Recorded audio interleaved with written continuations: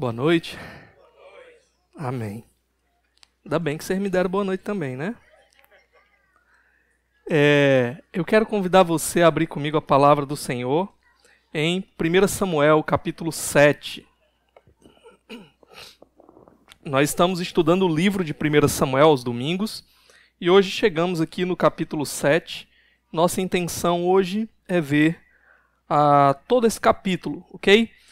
No domingo passado, nós vimos até o versículo 2. Hoje nós vamos ler o versículo 2, mas deixe sua Bíblia aberta que nós vamos ver o restante do texto, né? Até o final dessa exposição, nós vamos ver até o verso 17, tá? Mas agora vamos ler apenas o versículo 2. Todos encontraram? Amém? Isso assim é a palavra do nosso Deus. A arca permaneceu em Kiriat Jearim muito tempo. Foram 20 anos, e todo o povo de Israel buscava o Senhor com súplicas. Até aqui, vamos orar nesse momento.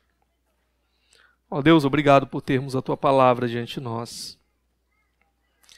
Esse é o meio que o Senhor desejou usar para trazer edificação às nossas vidas, crescimento espiritual, direcionamento e um encontro contigo também. Então abençoa esse tempo que nós vamos estar aqui diante da Tua palavra e que apesar de nós, das circunstâncias ao nosso redor, que o Teu Espírito possa manter os nossos corações e as nossas mentes fixos em Ti, para ouvirmos e recebermos a Tua palavra. Te pedimos isso em nome de Jesus Cristo. Amém.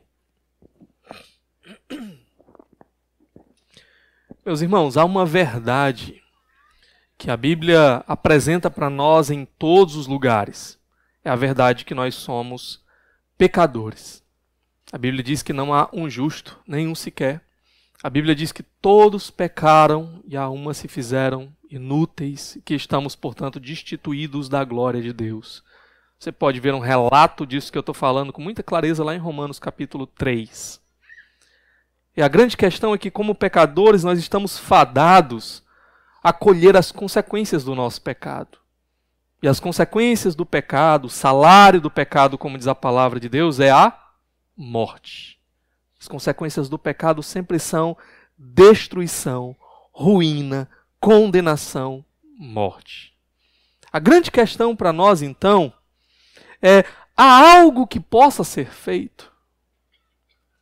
E o que a palavra de Deus também nos ensina é que a porta de saída dessa situação, a porta de saída dessas consequências, é exatamente o caminho do arrependimento. É através do arrependimento. O arrependimento é o primeiro passo na direção da salvação. E hoje eu quero falar um pouco com vocês sobre esse assunto. O tema que eu coloquei para nós hoje é convite ao arrependimento. E a gente viu aqui no verso 2 que o capítulo 7 ele inicia com o povo do Senhor aqui suplicando ao Senhor. Na verdade, esse início aqui é o término de uma história maior que nós estávamos vendo, né? O povo do Senhor, esse povo aqui que deveria estar num relacionamento de intimidade com o Senhor, vivendo com o Senhor, encontrando o seu prazer no Senhor, para quem Deus havia feito promessas e para quem Deus havia disponibilizado sua presença, esse povo, na verdade, estava andando longe do Senhor. Esse povo estava misturando a adoração que deveria ser exclusiva a Deus com a adoração aos ídolos, adoração a outros que não eram deuses, vivendo de maneira desregrada, pecaminosa. Até os sacerdotes, nós vimos, estavam completamente mergulhados nessa situação e achavam que estava tudo tranquilo, que estava tudo normal, que eles podiam continuar vivendo daquele jeito, que aquilo não teria consequência nenhuma. Não teria consequência nenhuma, por quê? Porque nós somos o povo do Senhor. Porque nós ainda fazemos algum tipo de ritual religioso, ainda oferecemos ofertas para o Senhor, ou coisas dessa natureza. Até que o povo foi para uma batalha. E ali naquela batalha, sem consultar a Deus, sem mudar a sua vida, sem buscar voltar-se para o relacionamento com o Senhor, o que eles fizeram? Perderam a batalha. E acharam que a resposta para consertar a situação era manipular Deus. pegaram a arca do Senhor como se aquela arca fosse um ídolo de Deus. E acharam, agora nós vamos com a arca e a vitória é garantida, Deus vai estar do nosso lado. Por quê? Porque estamos com a arca. Qual foi o resultado? Uma derrota pior ainda. Humilhante. A cidade onde estava o templo de Deus completamente arrasada, como símbolo do juízo de Deus por causa do pecado daquele povo. Sacerdotes mortos. E a arca capturada, levada ao exílio. Mas Deus mostrou que o povo, por causa dos seus pecados, estavam sofrendo as consequências de quebrarem a aliança com o Senhor. Mas ele não havia perdido batalha nenhuma. Ele continuava no controle de tudo. E ele sozinho foi lutar pelo seu povo. E aquilo que deveria ser um símbolo da derrota de Deus, a arca sendo levada para o meio dos filisteus, para a terra dos filisteus, terminou, na verdade, como uma evidência da vitória de Deus. Por onde a arca passava, os inimigos do povo de Deus eram tomados ali por doenças. Nós vimos aqui que provavelmente era a peste bubônica que estava atacando aquele povo. Até que a única solução foi devolver a arca para Israel. E aí nós chegamos aqui. Esse povo aqui, do início do capítulo 7, ainda é o povo de Deus misturado com seus pecados. Ainda é o povo de Deus mergulhado nos seus pecados. Ainda é o povo de Deus misturando a adoração a Deus com a adoração aos ídolos. Então ainda é o povo de Deus sofrendo nas mãos dos filisteus. E eles agora começam o quê? A clamar. Nós viemos e vimos, né, no livro de Juízes. Nós vimos lá e viemos de lá, antes de vermos 1 Samuel, que havia lá um círculo, né? O povo sofria por causa dos seus pecados, pecava contra o Senhor entregava o povo na mão dos seus inimigos, o povo então começava a sofrer na mão dos seus inimigos e o povo clamava. O que Deus fazia lá? Em resposta ao clamor do povo, Deus vinha com misericórdia, ele levantava um juiz, ele levantava um libertador. O que será que Deus vai fazer agora diante dos clamores desse povo aqui? Eu dividi o nosso texto hoje em 3 momentos. O primeiro momento é exatamente o tema da nossa mensagem de hoje. É o convite ao arrependimento. Olha o verso 3 comigo. E Samuel disse a toda a nação de Israel: se vocês querem voltar-se para o Senhor de todo o coração, livrem-se então dos deuses estrangeiros e das imagens de Astarote. Consagrem-se ao Senhor e prestem culto somente a Ele, e Ele os libertará das mãos dos filisteus. Vamos olhar com calma aqui. Samuel retorna à cena. Nós vimos no capítulo 4, o primeiro versículo lá falando de Samuel, e então Samuel sai de cena, e nós vamos ver que o protagonista do capítulo 4 até o início do capítulo 7 é a arca de Deus. É ali a figura da presença de Deus. Mas agora Samuel retorna novamente à cena. E Samuel, ele fala sobre a verdadeira necessidade desse povo, que é a necessidade de arrependimento. É isso que eles mais precisavam. Samuel disse a toda a nação de Israel: se vocês querem voltar-se para o Senhor de todo o coração. Essa ideia de voltar-se ao Senhor é justamente a ideia de arrependimento. Vocês precisam se arrepender diante do Senhor. Essa é a necessidade que vocês possuem, arrependimento. A figura do arrependimento, ela está ligada com a conversão. O que é a conversão? Até nas leis de trânsito você aprende o que é a conversão, né? Tem aquela placa lá para você fazer uma conversão. Você está indo nesse caminho e de repente você vira 180 graus. Você começa a voltar no caminho oposto. A ideia é que você estava indo no caminho do pecado, na direção da sua destruição. Você estava em rota de colisão com o juízo de Deus. E o que você faz? Você precisa dar meia volta. Você precisa voltar as costas para o pecado. E você precisa começar a andar na direção de Deus. É essa figura aqui do arrependimento, do voltar-se para Deus. Esse voltar-se para Deus exige que você primeiro se volte do seu pecado, para longe do seu pecado. É isso que esse povo precisava. Mas não é, meus irmãos, aqui uma mera atitude mecânica, no sentido de que você simplesmente decide não fazer alguma coisa. Isso envolve o mais profundo do seu ser. Isso envolve um comprometimento total e integral, seu com o Senhor e seu contra o pecado. É por isso que ele vai dizer: se vocês querem voltar-se para o Senhor de todo o coração. O coração está envolvido e tem que estar envolvido.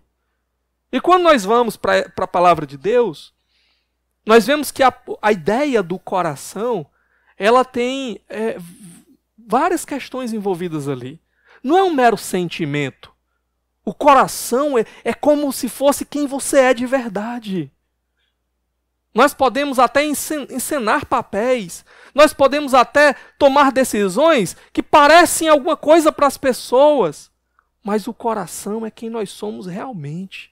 E por isso, o coração, ele é a sede das nossas emoções, mas ele é também a sede das nossas decisões, das nossas motivações, aquilo que pensamos e cremos. Tudo isso está envolvido no nosso coração aqui. Então, basicamente, o chamado aqui é um chamado para que nós nos voltemos completamente para o Senhor, agora com atitudes corretas, com as motivações corretas. Nós nos voltamos para o Senhor porque entendemos que precisamos dEle. Com as nossas afeições corretas, nós desejamos de verdade o Senhor. E por causa disso, nós lamentamos o nosso pecado. Nós lamentamos aquilo que causa divisão entre nós e Deus, que nos afasta da comunhão com Ele. Nós lamentamos ter caminhado, ter descido tão profundamente a uma vala de miséria, de podridão, de sujeira diante do Senhor. Então, o convite de Samuel aqui nós precisamos nos examinar. Nós precisamos ter uma visão bem clara de onde caímos. E nós precisamos então correr para o Senhor. Precisamos largar o pecado e correr para o Senhor. Precisamos, no mais íntimo do nosso ser, nos comprometermos com Ele e desejarmos Ele acima de tudo. Esse é o convite ao arrependimento. Agora, o que nós encontramos nesse convite? O que nós vamos ver agora no nosso segundo momento são os passos para o arrependimento.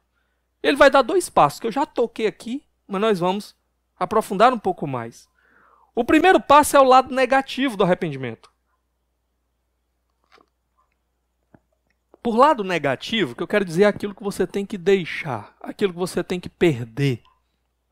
É o lado negativo do arrependimento.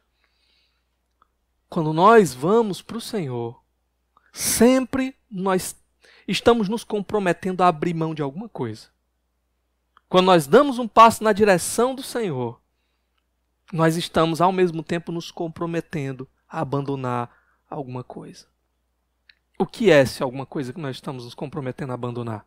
Tudo aquilo que o Senhor não gosta, que o Senhor não aprova, que o Senhor diz que não é bom para nós, que o Senhor diz que não traz glória ao seu nome, que não contribui para o avanço do reino dEle, para a adoração a Ele, para o resgate de pessoas para Ele. Tudo isso precisa ser deixado para trás, precisa ser abandonado. Samuel vai exigir do povo agora uma lealdade, um compromisso completo com o Senhor. Algo que não pode ser só da boca para fora, porque a palavra de Deus também vai falar daqueles, o Senhor diz assim, que me honram com os lábios, mas que o seu coração está longe de mim.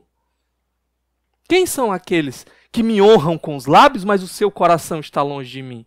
Aqueles que vivem apenas o aspecto da religiosidade e não a verdadeira religião com o Senhor. Muitos têm falado hoje, usado essa expressão religião de uma maneira negativa, mas a Bíblia não apresenta ela apenas de uma maneira negativa. Tiago fala, por exemplo, da verdadeira religião. A palavra religião significa religação, né? Religare. A ideia de você voltar a estar unido com o Senhor.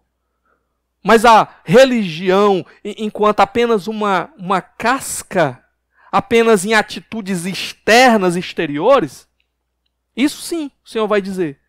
Se você quiser manter apenas esses aspectos exteriores da religião, você pode conseguir fazer isso. Mas isso não vai ter valor nenhum diante do Senhor se o seu coração não estiver envolvido. Então por isso ele vai dizer, quem são aqueles que honram de lábios?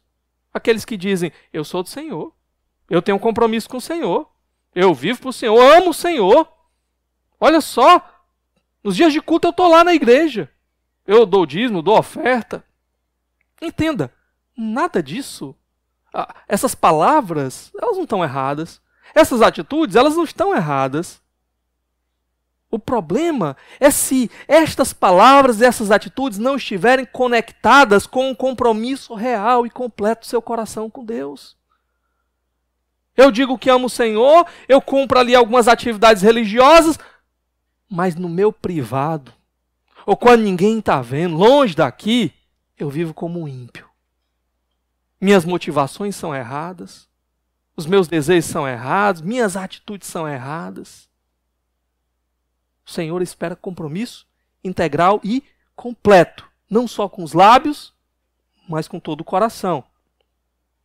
E aí, ele vai pedir aqui uma prova desse compromisso. Primeira coisa que ele vai falar é o quê? Ainda no verso 3.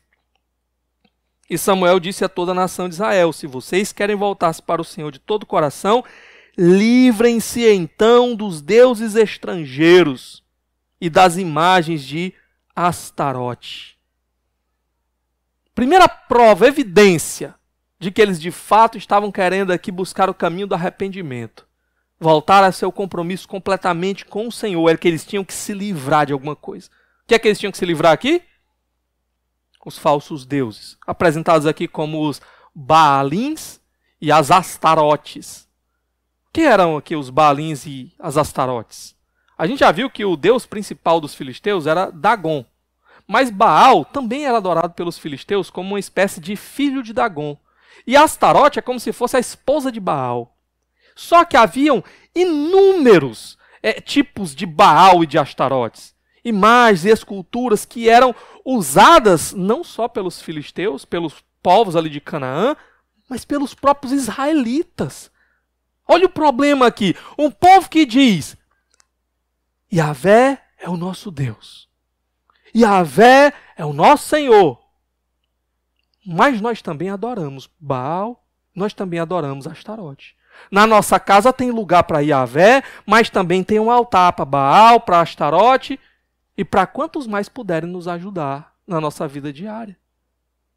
Esse é o povo de Israel. O povo que deveria ser o povo de Deus.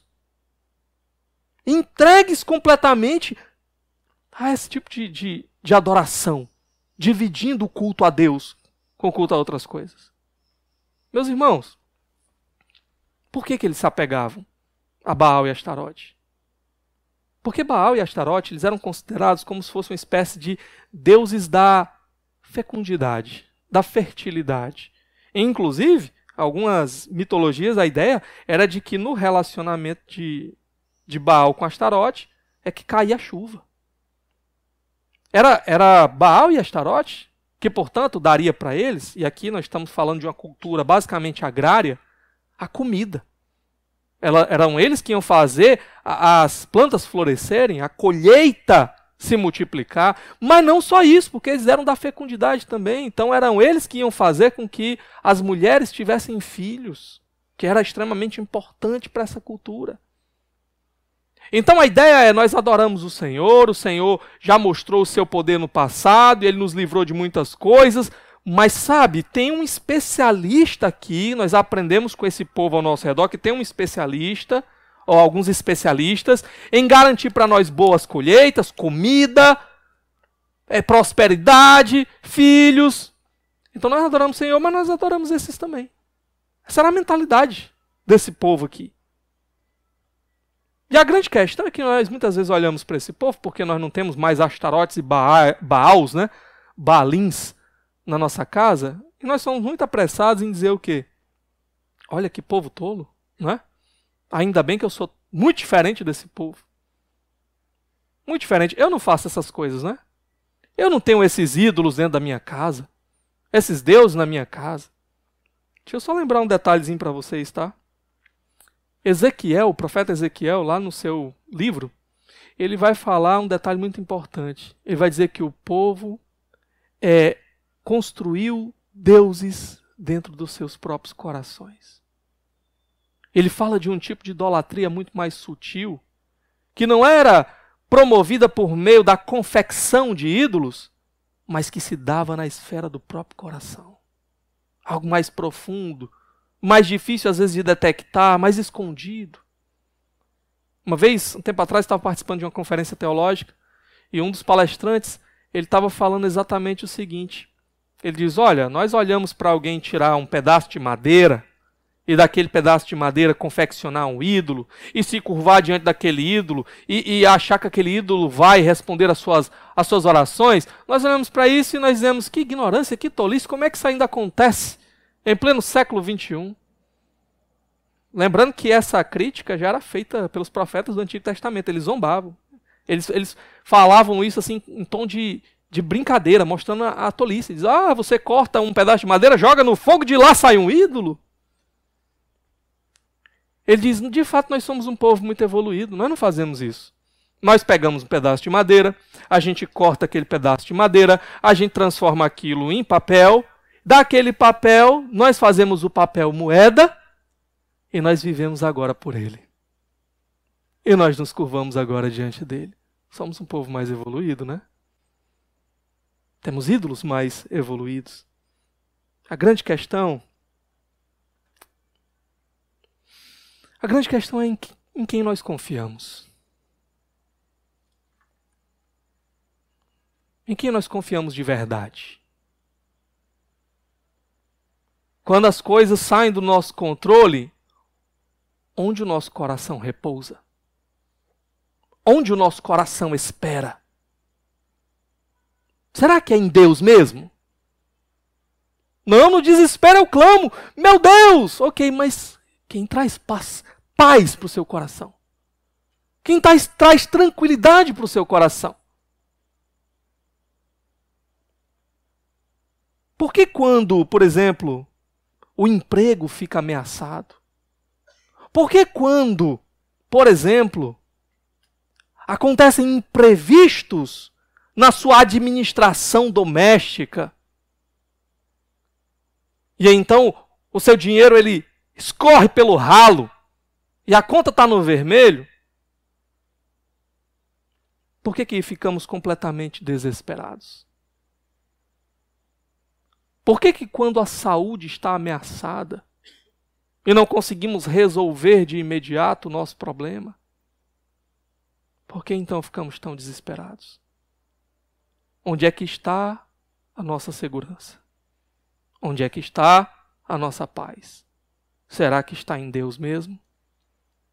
Ou nós criamos ídolos, dos quais nós às vezes nem nos apercebemos, porque só conseguimos ficar tranquilos quando a carreira vai bem, quando o emprego prospera, quando a saúde está em dias, e achamos que na verdade é o nosso braço, é o nosso esforço, é a nossa vontade, é o nosso poder. Se tem dinheiro, está tudo tranquilo. Coisa maravilhosa. Oh, como eu tenho desfrutado de dias felizes. Começa a faltar o dinheiro. Ai, meu Deus. Desespero. Conflito dentro de casa. Acabou-se a paz, acabou-se a harmonia. Eu só vou conseguir sair dessa, só vou conseguir resolver os meus problemas se o meu Deus Mamon, o meu Deus dinheiro aparecer para me salvar. Sabe, eu não estou dizendo aqui que emprego não tem importância, que o dinheiro não tem importância na nossa vida. A Bíblia ela não fala que essas coisas elas são más em si mesmas. O que eu estou falando aqui é que a Bíblia fala com muita clareza que o amor a estas coisas colocando estas coisas no lugar que deveria ser colocado somente Deus. Esse é o problema.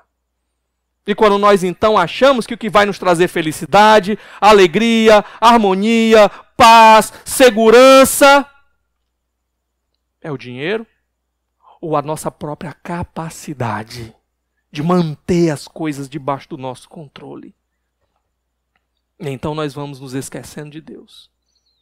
E então nós vamos achando que somos nós, de maneira independente, que damos conta da nossa vida, nos esquecendo que a nossa vida é como um sopro, nos esquecendo que nós não podemos acrescentar nem um dia, nem um fio de cabelo, nem um côvado da nossa estatura. Somos tolos quando passamos a confiar em outra coisa que não no Senhor. E era isso que o povo de Israel estava fazendo aqui. Eles faziam isso apenas de uma maneira mais escancarada. Confiamos nos Baalins, confiamos em Astarote, confiamos no nosso Deus. Nós fazemos de uma maneira mais velada. Confio em Deus, mas confio também na minha força do meu braço, na minha esperteza, confio no meu currículo, confio na minha conta bancária. É nisso que eu confio. Toque nos meus deuses e eu fico desestruturado. Toque nos meus deuses e o chão se abre e não tem mais esperança para mim. Ele chama aqui esse povo não apenas a deixar de lado e abandonar esses deuses, mas ele diz mais. Livrem-se então dos deuses estrangeiros, das imagens de Astarote, consagrem-se ao Senhor e prestem culto somente a Ele, e Ele os libertará das mãos dos filisteus. Ele chama aqui o povo a uma consagração completa ao Senhor. A consagração aqui é o lado positivo. O lado negativo é aquilo que nós deixamos. Nós damos as costas para o pecado. Nós nos separamos do pecado. Mas não para aí. A gente tem que se separar para Deus. A gente tem que colocar alguma coisa no lugar do pecado na nossa vida. E o que é que nós vamos colocar? Deus. Ele tem que ser o centro da nossa vida, da nossa existência. Nós temos que nos separar completamente para Ele. Comprometam-se com um culto exclusivo ao Senhor. Ele não aceita adoração pela metade. Ele não aceita compromisso pela metade. Ele não aceita dividir a glória dele com nenhum outro, com nada. Ou você é totalmente dele e ele é totalmente seu. Ou você nem é dele nem ele é seu. Essa é a questão aqui para nós. Aqui, ele termina o verso 3, dizendo: consagrem-se ao Senhor e prestem culto somente a Ele, e Ele os libertará das mãos dos filisteus. Com a promessa. Na verdade, o Senhor, Ele tinha feito essa promessa desde quando Ele chamou esse povo para ser o seu povo. Ele fez uma aliança, um pacto com o seu povo. E nessa promessa Ele tinha dito para eles o quê? Se vocês andarem comigo, se vocês me adorarem, se vocês então desejarem a minha vontade e viverem por ela, eu vou livrar vocês das mãos dos inimigos de vocês. O Senhor aqui está relembrando apenas a sua parte dentro da promessa que Ele já tinha feito antes. Voltem-se para mim, Samuel está dizendo, voltem-se para o Senhor, se consagrem para Ele, abandonem o pecado de vocês. Ele vai cumprir a parte dele, Ele vai livrar vocês dos inimigos, dos filisteus. Essa era uma das bênçãos da aliança, mas não é a maior das bênçãos. Sabe qual é a maior das bênçãos? A maior das bênçãos é: Deus será o meu Deus. Essa é a maior das bênçãos. É Ele mesmo. Sabe, nós não podemos usar Deus como um meio para os nossos fins. Se Israel se voltasse para o Senhor apenas para que o Senhor livrasse eles dos seus inimigos, não era o Senhor que eles queriam, era o livramento. Por isso é necessário que essa consagração de coração, esse compromisso completo, Porque Deus tem que ser a maior bênção das nossas vidas. O maior prazer, o maior privilégio. O maior privilégio é: tu és o meu Deus. Eu sou teu. Eu sou teu filho, tu és o meu pai. Esse tem que ser o maior privilégio. A gente chega então no verso 4. Que resposta os israelitas vão dar para isso? Assim, os israelitas se livraram dos balins e dos postes sagrados e começaram a prestar culto somente ao Senhor. Eles dão uma resposta positiva, né? Eles de fato pegam todas as suas imagens, se desfazem delas e decidem: agora nós vamos alinhar a nossa vida com o Senhor. O Senhor será o nosso Deus exclusivo. Ele será o nosso único Deus. E aí, ainda dentro desse aspecto positivo que eu falei para vocês, que fala aqui de uma consagração ao Senhor, nós vamos ver aqui mais um chamado de Samuel. E esse chamado de Samuel é para que eles exerçam a sua fé ao buscar o Senhor. Olha comigo aqui os versos 5 e 6. E Samuel prosseguiu: reúnam todo Israel em Mispá, e eu intercederei ao Senhor a favor de vocês. Quando eles se reuniram em Mispá, tiraram água e a derramaram perante o Senhor. Naquele dia jejuaram e ali disseram: temos pecado contra o Senhor. E foi em Mispá que Samuel liderou os israelitas como juiz. Até aqui.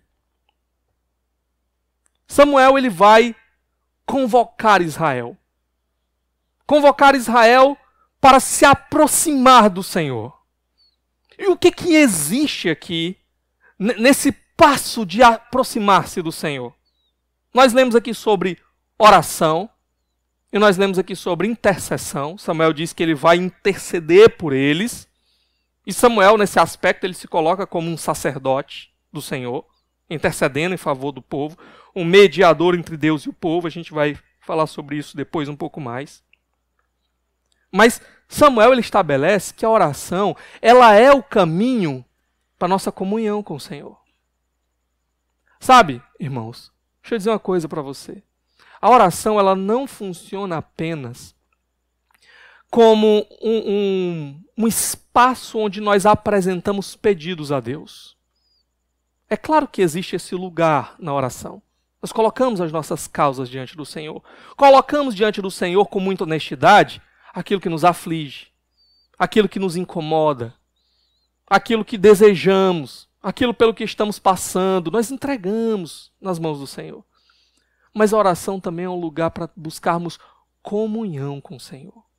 A oração também é um lugar para de fato buscarmos a presença do Senhor. A oração é um lugar para a gente chegar lá e dizer: Senhor, vem o teu reino. Senhor, me ajuda a experimentar na minha vida, aqui na terra, como é no céu. Senhor, me dá mais da tua presença. Senhor, continua trabalhando no meu coração para que eu deseje só a ti, mais nada e mais ninguém. Que nada e ninguém tenha lugar na minha vida acima do Senhor. A oração é um ambiente para isso. E não somente para isso também. Na oração, há um elemento básico. Na oração nós estamos declarando diante de Deus que nós precisamos completamente dele e que nós somos incapazes em nós mesmos. A oração, basicamente, irmão, por que nós oramos? Porque nós não podemos.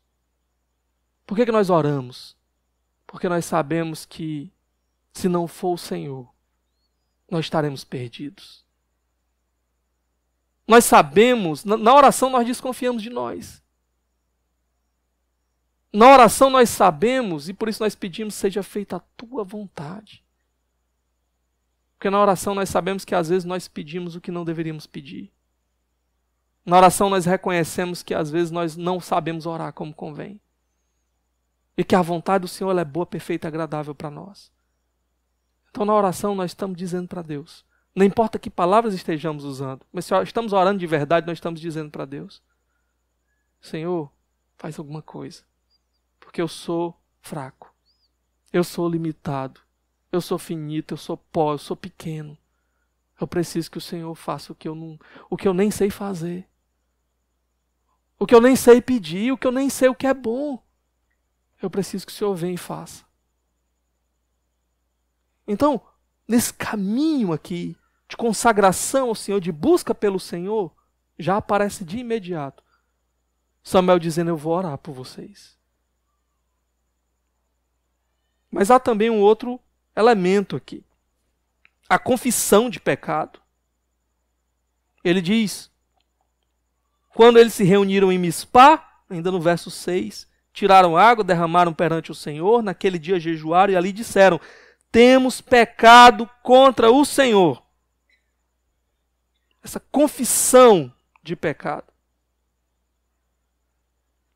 Essa confissão basicamente é o passo de nós concordarmos completamente com Deus. É o momento em que as desculpas devem acabar. É o momento em que nós chegamos diante do Senhor com a mais profunda honestidade que pudermos e dizemos: Senhor, o Senhor está certo, eu estou errado.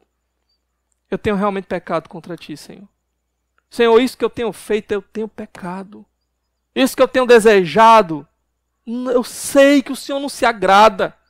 Eu tento maquiar com as melhores palavras, com as melhores intenções. Não, é porque se eu fizer isso, não vai ter esse problema, eu vou conseguir aqui, vai ser bom para isso. Mas eu sei, Senhor. Eu sei quando eu estou apenas aqui tentando me justificar. Eu sei quando não é aquilo que o Senhor quer para mim. A confissão de pecado é a gente chegar realmente, colocar, derramar o nosso coração. Concordar que Deus ele tem a avaliação certa e não nós. Nós somos tão rápidos em inventar, em achar que a gente tem ideias melhores que Deus, né? Eu já encontrei com tanta gente com essa ideia. Você chegar e dizer assim: meu querido, esse não é o caminho. Meu querido, olha o que a palavra de Deus diz aqui. Olha os princípios aqui. O crente, quando confrontado pela palavra, ele só tem um caminho só. Se ele é crente de verdade, é se submeter à palavra. É dizer: Deus está certo, eu estou errado. Isso é confissão de pecado. Eu confesso, Senhor, que eu tenho pecado. Muda-me, restaura-me, levanta-me. Mas o ímpio, ou o descrente, ou o quase crente, né? Ou o que finge que é crente, esse não, ele tem umas soluções legais. Mas sabe o que é? Eu tenho uma ideia melhor do que Deus. É basicamente assim. Aí você chega, se apresenta, e a pessoa começa: não, mas eu já falei aqui alguma vez, mas tenho certeza que não estava todo mundo. Uma vez que eu encontrei com uma amiga, e ela era de outra igreja, e fazia um tempo que eu não via. E aí eu estava voltando da escola bíblica dominical, da igreja que eu era na época, e estava no ônibus, encontrei com ela. E aí sabe aquelas perguntas bobas que a gente faz, né? Tipo, tempo tá bom, né? Sei lá. A que eu fiz foi: e aí, você vai para a igreja hoje? Pergunta boba que a gente faz com um crente, né? Eu perguntar para um crente se ele vai para a igreja no domingo, qual é a resposta do crente? É claro, hoje é dia de adorar o Senhor, é claro que eu vou estar junto com o povo de Deus adorando. Ah, mas eu estou noutra cidade. Tem povo de Deus nessa outra cidade? Eu vou procurar lá o lugar para adorar o Senhor. Quando eu viajo para algum outro lugar, a primeira coisa que eu faço é procurar onde é que tem uma igreja lá. Né? Não é porque eu não estou aqui em Taitinga que eu não vou adorar o Senhor. Mas eu fiz essa pergunta óbvia para a pessoa, né? E aí, você vai para a igreja hoje? Aí a resposta dela: não sei. Como assim não sei? A palavra de Deus diz: não deixe de congregar, como é costume de alguns. Você é crente, é membro da igreja? Como assim não sei? Não, é porque... Essas respostas, irmãos, é a gente dizendo assim: não é porque eu tenho uma ideia melhor. Deus espera que eu esteja adorando com o povo dele, mas sabe de uma coisa? Tem uma coisa que Deus não pensou que eu pensei, que eu acho que vai ser melhor se, na verdade, ao invés de eu ir para a igreja, eu for, sei lá, para uma churrascaria com os meus amigos. Pronto. Olha, Deus não imaginou que a churrascaria ia ser tão edificante. A gente parece bobagem, mas eu tenho ouvido pastores dizer o seguinte: você está com um problema conjugal com a sua esposa, né, marido com a esposa? Faz o seguinte, vai para a igreja no domingo não. Vá para uma pizzaria, vá para a praia, vá para um restaurante, vá lá. Realmente, o garçom, ele vai saber dar a palavra que você precisa para resolver os seus problemas. O direcionamento que você estava precisando, pronto. Quando você sentar naquela areia, encher o seu biquinho de areia, né? Queimar no sol, olhando para o sol e para o mar. Aí vai vir a palavra assim, ó. É isso. É isso que vai resolver o seu problema. O lugar do povo de Deus está para ouvir a voz de Deus. É junto com o povo de Deus na adoração, no culto a Deus. Então, meus irmãos, a confissão de pecado é nós entendermos que de fato, quando temos falhado diante do Senhor, entendermos e confessarmos, não apenas, Senhor, pecamos contra o Senhor, mas confessarmos, Senhor, eu sei que o Senhor tem a palavra de direção para mim. Eu sei que o Senhor diz é que é a verdade e não o que eu acho, e não o que eu penso. E eu confesso diante do Senhor, eu tenho errado, e eu confesso que eu preciso do teu direcionamento. Me direciona, Senhor. O que o Senhor me diz? O que a tua palavra me diz, me instrui? E há jejum aqui também. O jejum, basicamente, meus irmãos, é abster-se de alimentos. Eu sei que hoje em dia tem uns jejuns bem estranhos, né? Jejum de Coca-Cola, jejum de televisão, né? Tem umas coisas assim. Mas basicamente, na Bíblia, o que nós vamos encontrar é o jejum onde você se abstém de alimentos. E para que é isso? Alguns acham que é aí aquela mentalidade romanista. Achar que o jejum, na verdade, você vai se abster de alimento para você comprar a bênção de Deus por meio do seu sacrifício. É para você olhar para Deus assim e dizer assim, aí Senhor, sofri foi muito aqui, agora o Senhor tem a obrigação de me dar alguma coisa em troca. Deus não tem a obrigação de lhe dar nada. Se tiver uma obrigação que Deus tem, é lhe destruir agora. Por causa dos seus pecados. Deus não lhe deve nada. Deus lhe deu tudo o que você precisava e você ainda deu as costas para Ele. A graça dele é o que não nos destrói. A misericórdia dele, o amor dele. Então o jejum não é uma barganha com Deus. Ó Senhor, como eu deixei de comer isso aqui, agora o Senhor, estou trocando o meu sacrifício pela tua bênção. Irmãos, a comida é o meio mais básico da nossa sobrevivência. Sem comida nós não conseguimos existir por muito tempo. No jejum, o que a gente está falando basicamente para Deus é que Deus ele é mais importante do que aquilo que é mais básico na nossa alimentação. Deus é mais básico do que a comida. É mais importante para nós do que a comida. No jejum, basicamente o que nós estamos dizendo é que a nossa condição espiritual ela é mais urgente do que comer e beber. Estamos precisando mais de Deus naquele momento do que de comida e bebida. É isso que nós estamos dizendo no jejum. Há momentos, irmãos, em que nós vamos sentir que precisamos buscar ao Senhor com mais profundidade, com mais empenho. Há momentos em que nós vamos sentir que estamos precisando de um direcionamento mais claro e profundo de Deus na nossa vida. Há momentos também em que nós vamos entender que precisamos nos arrepender e buscar ao Senhor em humilhação diante dEle. E nesses momentos nós podemos fazer uso do jejum. Aqui na igreja a gente já propôs algumas vezes um jejum. Convidamos a igreja. Diante de situações difíceis, por exemplo, no período da pandemia nós fizemos jejum. Diante de novos desafios, quando a gente foi começar aqui o trabalho na nossa obra, em alguns momentos nós fizemos jejum. Às vezes diante de uma situação de saúde drástica de alguém, e nós entendemos que precisávamos jejuar por aquilo.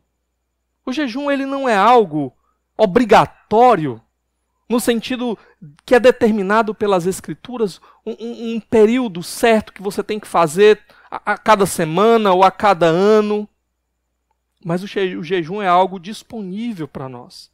E é esperado que nós façamos uso dele em situações que nós vamos julgar, em que o Espírito nos incomodará a fazer essa busca e essa procura mais intensa e mais urgente por Deus. É isso que eles estão fazendo agora. Estão num momento de crise aqui, em que entendem que precisam. O chamado de Samuel é esse. Vocês precisam se voltar para Deus com todo o seu ser. E por isso, nesse momento, ele decreta que esse jejum, ele os convida a participar desse jejum. E tem um elemento interessante aqui, que tem uma derramar de água, né? Ele fala aqui, no verso 6, quando eles se reuniram em Mispá, tiraram água e a derramaram perante o Senhor. Naquele dia jejuaram e ali disseram, etc. O que é essa água derramada? Primeiramente, nós não encontramos paralelo disso na Escritura. Não tem nenhum outro lugar que nós vamos encontrar o povo fazendo isso, derramando a água. Alguns até comentaristas sugerem que foi algo que Samuel inventou aqui nesse dia aqui, nesse momento. Mas tem um propósito, é claro, né? Tudo sempre tem um propósito. A questão é que o povo lá entendeu qual era o propósito. Provavelmente Samuel explicou para eles.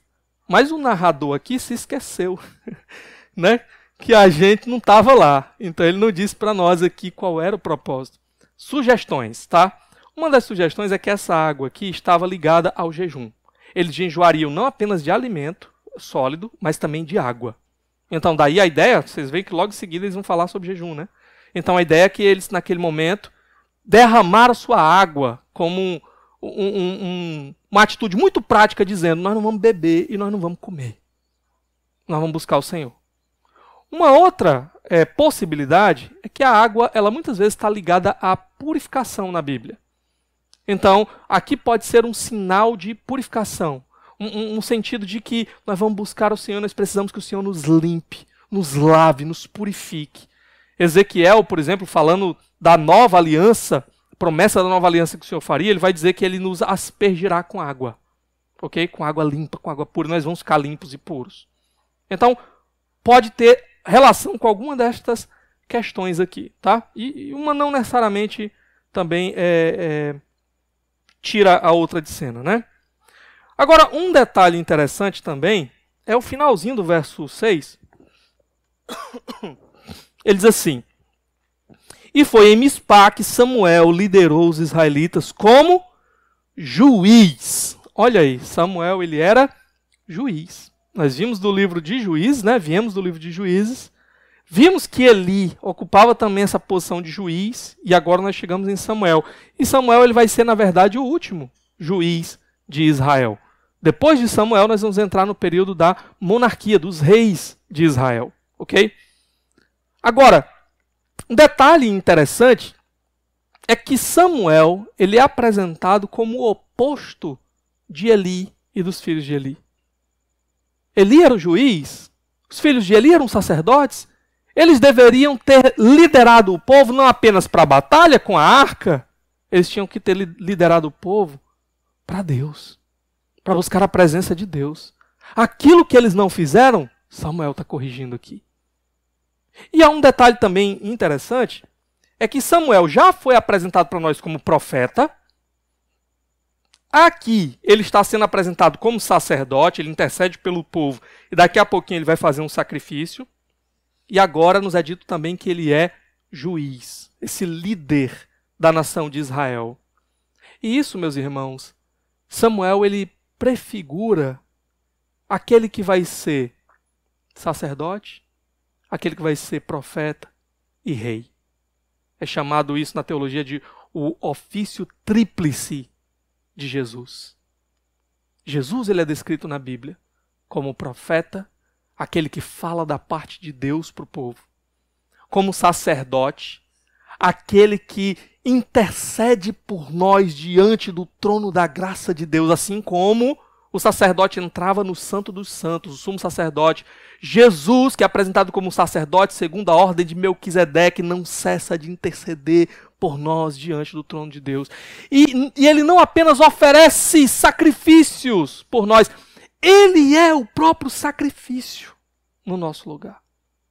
E Jesus também é o Rei que veio inaugurar o seu reino, que nos fez cidadãos do seu reino, e aquele agora que diz como é que nós devemos viver, e aquele que instituiu para nós as leis do seu reino, aquilo que o agrada, e que vai consumar naquele grande dia, quando virá para julgar, ele vai consumar o seu reino plenamente nessa terra. Aqui nós já temos aqui um pequeno vislumbre de Samuel ocupando esses ofícios. Mas o que vai ficar claro para nós é que nós precisávamos de alguém maior do que Samuel. Nós precisávamos de alguém que cumprisse esses papéis de uma maneira perfeita, que era impossível a Samuel. Só Cristo podia ser de fato o sacerdote que nós tanto precisávamos, o rei que nós tanto precisávamos, o profeta que não apenas fala a palavra de Deus, mas que é a palavra de Deus que se encarna no nosso meio. Mas então a gente chega aqui nos versos de 7 a 9.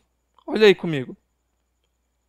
Quando os filisteus souberam que os israelitas estavam reunidos em Mispá, os governantes dos filisteus saíram para atacá-los. Quando os israelitas souberam disso, ficaram com medo. E disseram a Samuel: não pares de clamar por nós ao Senhor, o nosso Deus, para que nos salve das mãos dos filisteus. Então Samuel pegou um cordeiro ainda não desmamado e o ofereceu inteiro como holocausto ao Senhor. Ele clamou ao Senhor em favor de Israel e o Senhor lhe respondeu. Deixa eu só tomar uma aguinha aqui, irmãos. Estou meio enfermo esses dias.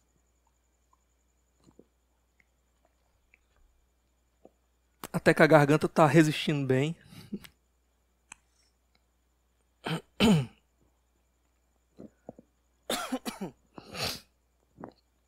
Ok, então voltando aqui. O que acontece? Quando Samuel conclama todo Israel a virem para Mispá, vocês podem imaginar que há uma grande movimentação. Vem então israelitas de todos os lugares da terra ali para se reunir. E essa movimentação, ela não vai ficar desapercebida dos filisteus. Os filisteus dominavam nesse período aqui, certo?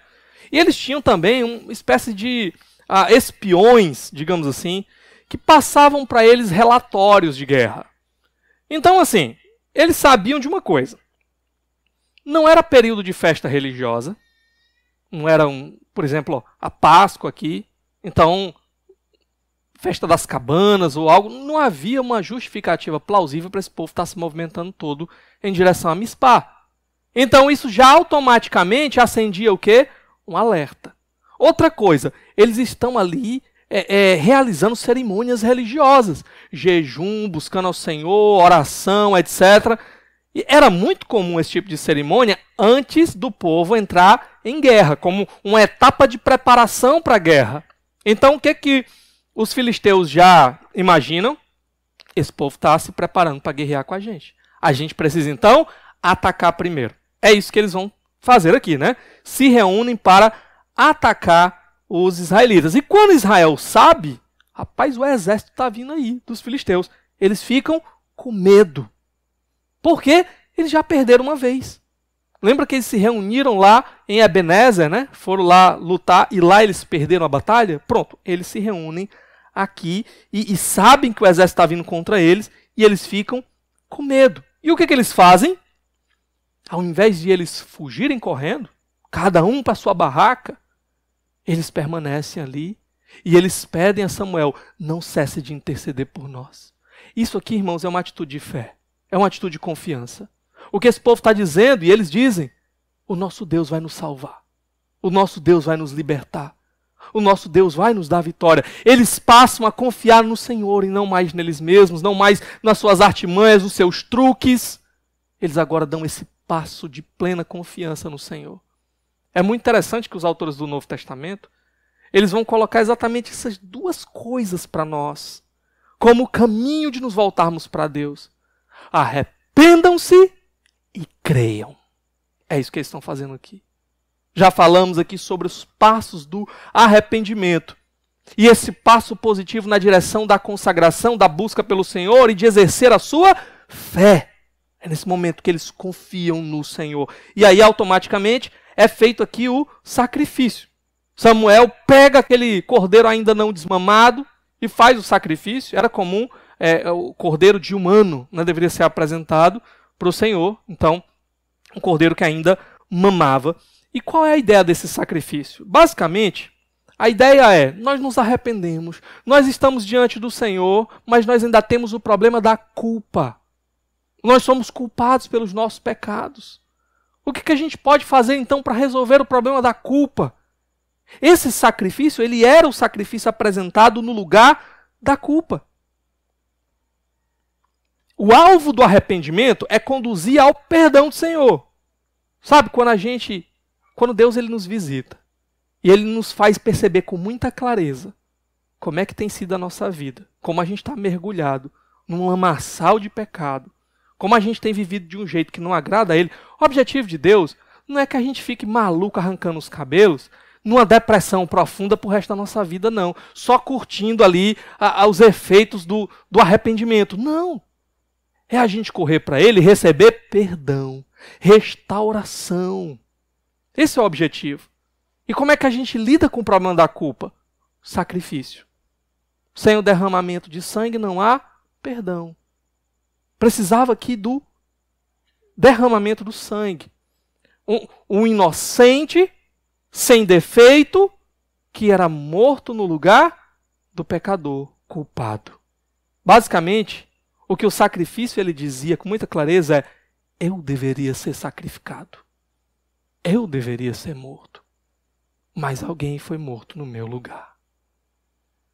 O que o autor de Hebreus vai dizer para nós também é que o sacrifício de touros e bodes não era suficiente para pagar o preço do pecado de ninguém. Por isso era realizado constantemente, a cada ano. Era sempre preciso de novo, porque não era suficiente. Nós precisávamos de alguém que viesse fazer o sacrifício de uma vez por todas. E cuja vida, de fato, valesse muito mais do que a minha e a sua. É por isso que o autor de Hebreus vai dizer que aquilo era apenas uma sombra do que Jesus, o nosso Salvador, viria fazer no nosso lugar. Então eles oferecem aqui esse sacrifício. Era o que eles tinham. Era o que tinha sido apresentado para eles por Deus como padrão. Hoje a gente tem mais. Hoje a gente sabe que Cristo é o nosso sacrifício. Por isso hoje a gente não sacrifica mais animais. Ele já deu a vida no nosso lugar. Nós corremos para Ele. Mas eles aqui, enquanto só tinham isso, era isso que eles faziam. Ofereciam aqui esse animal para receber a plena purificação do Senhor. É interessante também que naquele contexto ali do Antigo Oriente Próximo, a gente encontra que sacrifícios também de animais, eles eram feitos também em ocasiões onde uma espécie de contrato seria estabelecido. Então, a gente vê isso, por exemplo, num texto do século VIII a.C., com o rei Assur-Nirari V, onde ele vai fazer exatamente isso daí como uma espécie de selar um contrato, uma aliança. Aqui esse povo basicamente está renovando essa aliança com Deus também. Estão renovando novamente esse compromisso completo com Deus. Ok? Agora, um detalhe muito interessante. Quando Israel foi batalhar da primeira vez, lá no capítulo 4, contra os assírios, quem foi que ficou com medo lá? Quem lembra?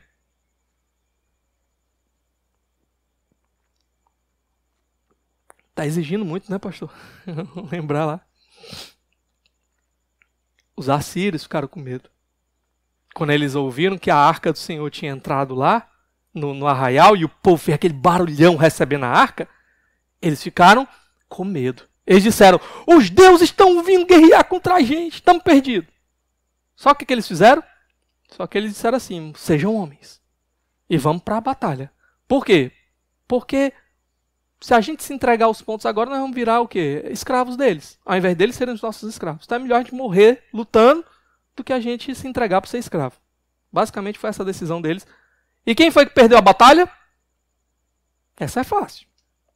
Quem foi que perdeu a batalha no capítulo 4? Israel. Vocês estão tímidos, né? Israel perdeu a batalha. Aqui quem é que fica com medo? Agora aqui no capítulo 7. Quem é que está com medo dessa batalha? Israel. E quem é que vai vencer a batalha? Aqui não tem mais arca, né? Mas vamos ver aqui os resultados do arrependimento. E isso aqui, irmãos, é o terceiro momento, ok? Versos 10 e 11. Enquanto Samuel oferecia o holocausto, os filisteus se aproximaram para combater Israel. Naquele dia, porém, o Senhor trovejou com fortíssimo estrondo contra os filisteus e os colocou em pânico, e foram derrotados por Israel. Os soldados de Israel saíram de Mispá e perseguiram os filisteus até um lugar abaixo de Bet-car, matando-os pelo caminho. Detalhe interessante. Os filisteus, eles acreditavam que Baal era o deus do trovão. Só que Ana, quando ela recebe, né, fica grávida de Samuel, ela era estéril e Deus dá esse presente para ela, ela faz aquele cântico no capítulo 2 e ela vai dizer o quê? Que a linguagem lá é muito parecida com a linguagem que o povo usava para falar de Baal, só que ela está deixando bem claro o quê? Quem dá filho, quem traz fertilidade a estéril não é Baal, é Deus, é Yahvé. E lá também ela disse o quê? Que Deus ele trovejaria contra os seus inimigos. Não é Baal que controla o clima, a tempestade, as coisas ao nosso redor. Deus é que é soberano sobre tudo e sobre todos. E ele vem agora aqui e ele usa essa tempestade mais uma vez para trazer vitória para o seu povo. A gente não sabe exatamente aqui os detalhes. Nós já vimos no livro de Juízes Deus usar uma tempestade também. É possível que, como eles estavam em Mispá, Israel, era um lugar ascendente, né? Então, eles estavam numa posição estratégica muito boa para uma batalha. Quando veio o exército dos filisteus para subir, veio aquela tempestade, caiu aquele toró, aquela tempestade, trovão e relâmpago, aquilo assombrou eles. Talvez aquilo tenha colocado até soldados em pânico, entendendo assim, agora nós estamos perdidos. E alguns até tinham começado a fugir naquele momento. Mas o fato é, você está subindo, tendo que encarar uma tempestade, e você tem um exército que vem de uma posição mais fácil. Né? Então, o exército de Israel poderia atirar objetos lá de cima, pedras e tudo mais, e aquilo ia causar muitos danos no exército filisteu. Com o uso da tempestade, então, esse povo aqui estava ali numa situação muito difícil de obter algum tipo de vitória. Então, Israel facilmente ganha essa batalha e os persegue, né? E tem essa vitória. E aí a gente chega no verso 12. Olha aí. Então Samuel pegou uma pedra e a ergueu entre Mispá e Sem, e deu-lhe o nome de Ebenezer, dizendo: até aqui o Senhor nos ajudou. Pronto. É essa ideia também de você pegar uma pedra e você colocar uma pedra assim em pé, né? Você erguer uma pedra ali como uma espécie de monumento, era muito comum. Às vezes até escreviam alguma coisa na pedra lá, falando um pouco da batalha, ou falando um pouco sobre o seu Deus, a vitória que eles obtiveram. E aqui eles levantam também essa pedra como uma espécie de marco territorial, mostrando até o ponto em que eles avançaram, até o ponto em que Deus os ajudou, aqui eles dizem, né? O Senhor nos ajudou, até aqui nós obtivemos a vitória, o Senhor nos ajudou. Eles então dão esse nome para aquele lugar que é Ebenezer. A gente já viu no capítulo 4, eles perdendo a batalha num lugar chamado Ebenezer. E agora no capítulo 7, nós vemos eles tendo uma vitória e colocando o nome daquele lugar de Ebenezer. O que é que isso significa para nós? Basicamente, meus irmãos, alguns entendem que é o mesmo local. Que naquela primeira batalha ainda não tinha esse nome, mas os ouvintes, os leitores, eles sabiam que aquele lugar tinha ficado conhecido como Ebenezer. Então seria o mesmo local. Outros entendem que são locais diferentes, para marcar um detalhe importante. Na velha Ebenezer, quando nós confiamos em nós mesmos, tentando manipular Deus e usar Deus em nosso favor, mas ainda mergulhados no nosso pecado, nós obtemos derrota. Mas agora nós temos uma nova Ebenezer. Agora, de fato, Deus está em nosso favor. De fato, Deus nos está ajudando. Quando nós nos voltamos para o Senhor, até aqui o Senhor nos ajudou. Seria um marco para lembrar também esse auxílio de Deus quando o povo de Deus se volta para o Senhor. E o ponto, então, é que, tendo se voltado completamente para o Senhor, em fé e arrependimento, o Senhor agora começa a dar vitória para esse povo. É agora um resultado, né, da bênção do Senhor na vida desse povo. Olha comigo também os versos 13 e 14. Diz assim: assim os filisteus foram dominados e não voltaram a invadir o território israelita. A mão do Senhor, mais uma vez, né, esteve contra os filisteus durante toda a vida de Samuel. Toda a vida. E aí, então, é interessante que uma parte dos territórios lá que eles tinham perdido para os filisteus, eles recuperaram todos esses territórios. Agora, tem um detalhe interessante, tá? Esse todos os dias de Samuel, me parece ser todos os dias em que Samuel permaneceu como juiz sobre Israel. Porque depois, Samuel ainda estava vivo, mas ele estabelece ali a monarquia, os filisteus voltam a dar problema. Eles voltam a causar perdas para Israel. Só que ali Samuel já não é mais juiz. Ele ainda está vivo, mas ele não está mais liderando o povo de Israel. Então, pode ser essa a ideia aqui. E fala também dos amorreus. Amorreus, irmãos, é um termo genérico, às vezes utilizado, para se referir aos povos, demais povos que viviam ali em Canaã. Então, basicamente, a ideia é que essa vitória, ela meio que neutralizou os filisteus, eles passaram a não ser mais um problema para Israel durante aquele período do juizado, vamos dizer assim, de Samuel. E também aquilo trouxe vantagens para outros povos que viviam naquela região, que achou bom que Israel agora estava controlando a região. Okay? Então não entraram também em conflitos com Israel. E aí, versos 15 e 17, nós temos... Eu li 13 e 14? Só o 13, né? 14. 14 até o 17. As cidades que os filisteus haviam conquistado foram devolvidas a Israel, que eu acabei de falar, desde Ecrom até Gate. Israel libertou os territórios ao redor delas do poder dos filisteus e houve também paz entre Israel e os amorreus. Isso que eu acabei de explicar para vocês. Versos 15 a 17. Samuel continuou como juiz de Israel durante todos os dias de sua vida. A cada ano percorria Betel, Gilgal e Mispá, decidindo as questões de Israel em todos esses lugares. Mas sempre retornava a Ramá, onde ficava sua casa. Ali ele liderava Israel como juiz. Naquele lugar construiu um altar em honra ao Senhor. Então, Samuel basicamente se consolidou como esse líder de Israel, percorria a cidade de Israel ali, administrando e dando direcionamento para o povo. Sua base aqui em Ramá, como o texto diz. E fala aqui também desse altar que ele levantou. Há uma dúvida se é um altar memorial, um altar de sacrifícios, mas o ponto é, porque é esperado que o altar ficasse no templo, no tabernáculo. Mas a gente precisa lembrar que nesse período tinha sido tudo destruído, né? Só tinha a arca que estava lá guardada, né? Em Kiriat Jearim. Mas o ponto aqui para mim é que o autor ele quer terminar mostrando tanto Samuel no seu papel de sacerdote, por isso a questão do altar, e também Samuel no seu papel de líder, de juiz sobre Israel. Mas o que a gente aprende, meus irmãos, com tudo isso que nós vimos aqui? Que lições a gente pode tirar? Eu já adianto para vocês que dava para tirar muita coisa, mas o tempo não nos permite, né? Então vou destacar apenas algumas breves informações. Primeiro, o texto nos mostra sobre a importância do arrependimento. A gente não pode negligenciar esse ponto. O arrependimento é algo vital na vida do crente. O caminho para o perdão de Deus passa pelo arrependimento. Não dá para se aproximar do Senhor sem arrependimento genuíno por causa dos nossos pecados. E esse arrependimento, ele vai envolver não apenas um lamento contra as consequências do pecado. É muito comum.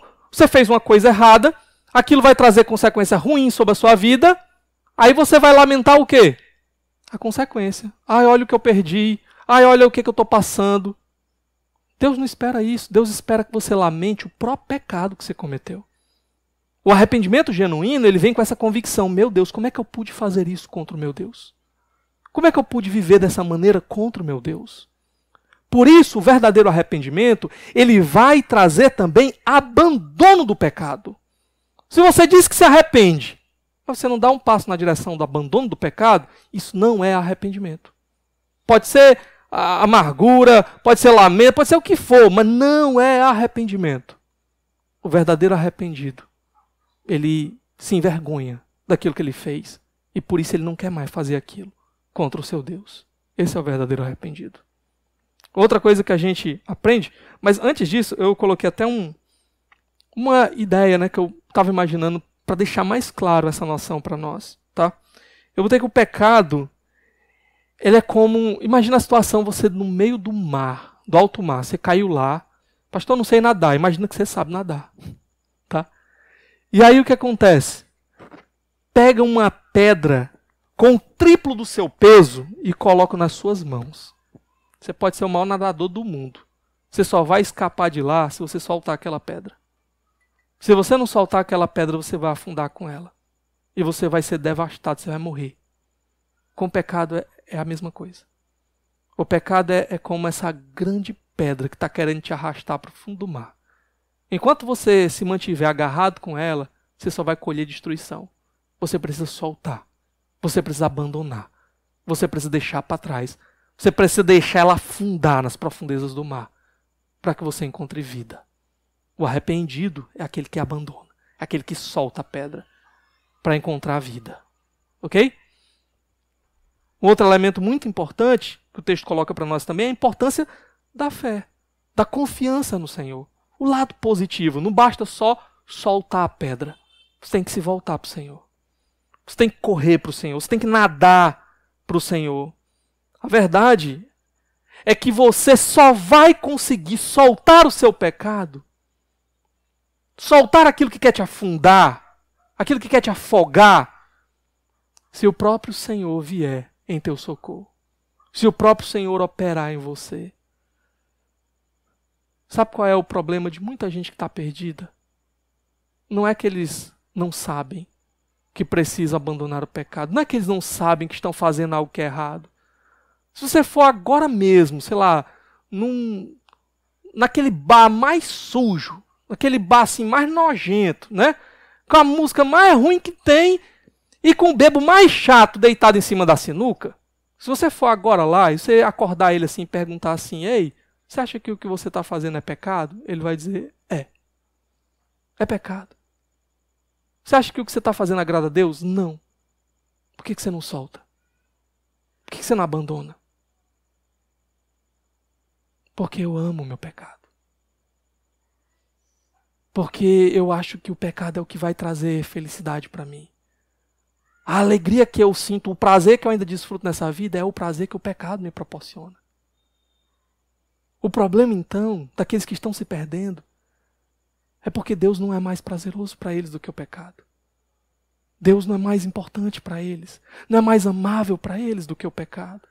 Então eles precisam que o próprio Deus vá lá e quebre esse coração de pedra amarrado, acorrentado pelo pecado e faça com que eles enxerguem a beleza de Cristo. Só quando o Senhor faz isso, eles podem correr para o Senhor. Nós precisamos que Deus intervenha. E quando Deus intervém, a única coisa que a gente consegue fazer é correr para Ele. É nos voltar para Ele. É dar passos na direção dEle e se entregar completamente a Ele. Não basta só se arrepender. Você precisa correr para o Senhor e se entregar completamente nas mãos dEle. É chegar para Ele e dizer assim, Senhor, me limpa, que eu não sei me limpar. Senhor, me segura nas tuas mãos e me agarra e me leva para perto de ti e não deixe eu cair e não me solte mais, Senhor, porque isso eu não consigo fazer sozinho. Esse é o passo que você precisa dar. Esse é o passo que esse povo precisava. Quando eles vão lá e jejuam e clamam e confessam seu pecado, é isso que eles estão fazendo. E por fim, meus irmãos, eu disse para vocês, com a arca de Deus, que era o símbolo da presença de Deus, Israel perdeu a batalha. Mas agora não tem mais arca. Mas tem um detalhe. A presença de Deus estava com eles. A arca não podia conter Deus. A arca era só um símbolo da presença de Deus. Agora, com o coração quebrantado diante do Senhor, agarrado ao Senhor, Deus está com eles. E Deus dá a vitória. Aquela vitória que eles creram. Que eles disseram para Samuel, continua intercedendo por nós, porque a gente sabe que Deus vai nos dar a vitória. Deus vem, Deus intervém, Deus dá a vitória para eles. Interessante é que Samuel aqui meio que toma o lugar da arca, como essa espécie de mediador agora entre Deus e os homens pecadores. O mais interessante, irmãos, é que Samuel, ele não era Deus. Samuel não podia fazer aquilo que só Deus podia fazer. Mas houve um dia. Houve um dia que não precisou de arca nenhuma. Houve um dia em que o próprio Deus desceu. Houve um dia em que o próprio Deus se fez homem como eu e você e andou no nosso meio. E nesse dia, Deus ele veio para nos dar a completa vitória contra os nossos inimigos. A vitória contra o pecado que nos aprisiona, contra o diabo que nos arrasta para longe do Senhor, contra a morte eterna que era nossa. E nesse dia, ao nos dar essa vitória, Ele veio nos mostrar com a maior clareza do mundo o tamanho do seu amor.